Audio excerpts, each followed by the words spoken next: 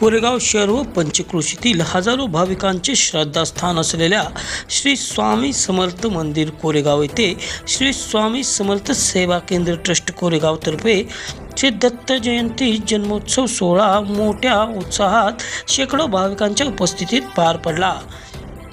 गेल्या रविवारपासून मंदिरात गुरुचरित्र ग्रंथाचे पारायण सुरू होते। त्याचा उद्यापन कार्यक्रमही आज पार पडला।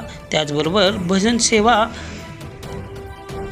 श्रींच्या पादुकांना पंचामृत अभिषेक, पुष्पवृष्टी, आरती, प्रसाद वाटप आदी धार्मिक कार्यक्रम मोठ्या उत्साहात पार पडले।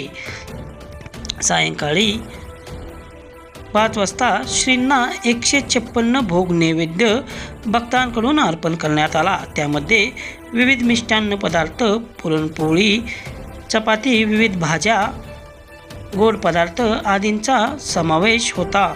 दत्त जन्मोत्सव सोहळा पाळणा शेकडो महिला भाविकांच्या उपस्थितीत पार पडला। यावेळी दर्शनासाठी भक्तांनी एकच गर्दी केली होती।